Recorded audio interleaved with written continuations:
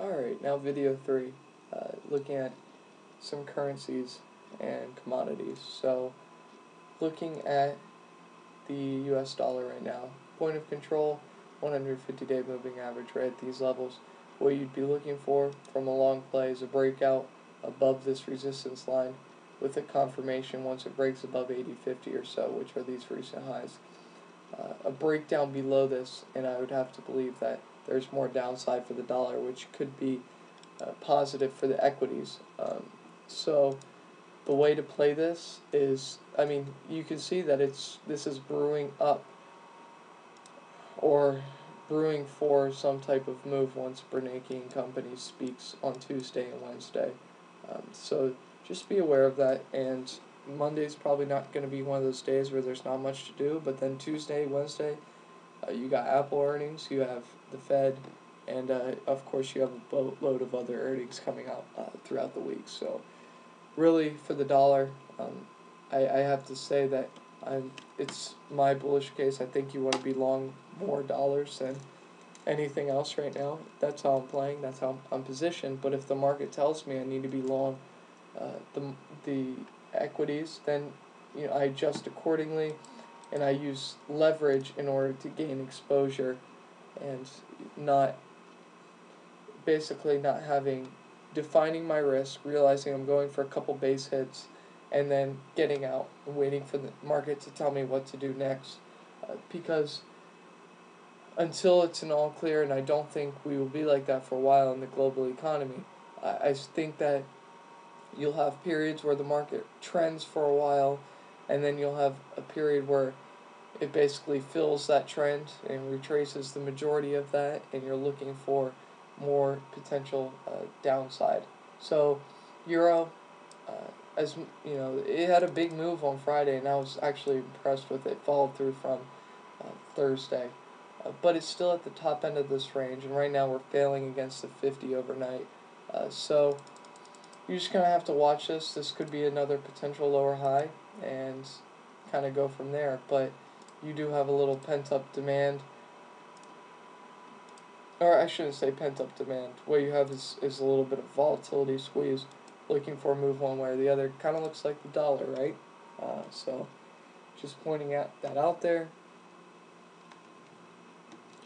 Alright, Canadian dollar.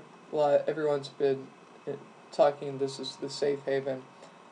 I'm not sure about that, but I think the US dollar still is, regardless of how bad conditions are as far as the printing presses and whatnot. But the Canadian dollar's really just in a big consolidation phase, and I don't think there's much to do here. So until we break away from here, I think it's a do nothing. Now, with that said, the 150 and 200 have been pretty good indicators in terms of, when it's above the 150, 200, it's kind of right to be a buyer. When it dips below, it's right to be a seller into strength. We're above it right now, so you could look for more upside, which is, generally speaking, a risk-on type appetite. The Australian dollar, this is at the bottom end of the value area, but I'm inclined to sell the Aussie dollar against US dollars. So short Aussie, long US dollars. If my theory is right, which is that you want to be long US dollars for the next month or so, and while you see the market come in.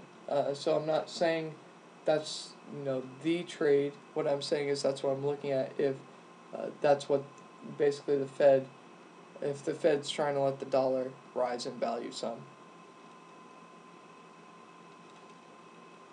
Alright, let's look at the Japanese yen.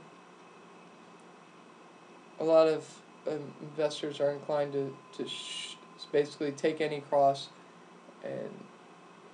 or I should say any currency, and sell it against the yen. Or I'm sorry, buy it against the yen. They think the yen's going lower still. I wouldn't be look at the move the yen's already made. We've had a pretty nice retracement, but if you zoom out a little more,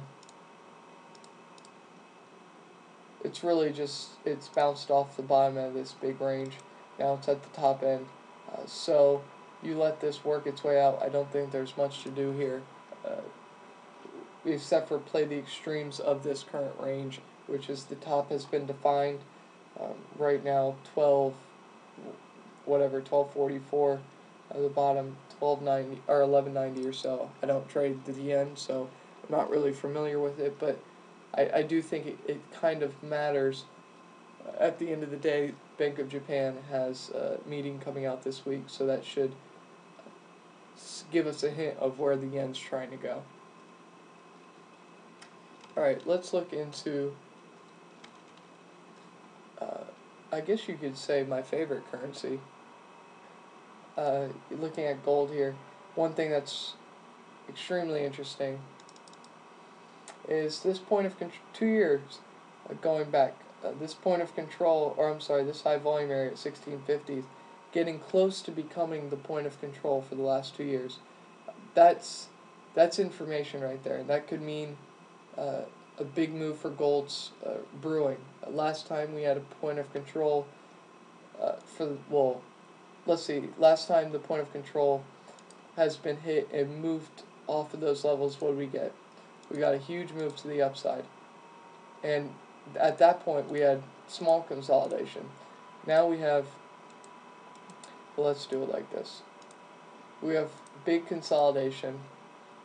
You have a double bottom for right now right here. You have a huge top, and then you have 2 consecutive lower highs. So what you're looking for is a move either back up to 1800, down to 1550 or so. Those are your 2 first moves, and then if it gets up to 1800, I would suspect that we're going straight up to 1900, and maybe, or I assume, resume the uptrend. But for now, it's still in consolidation. Maybe the Fed knocks this thing down, scares some more bulls out of gold.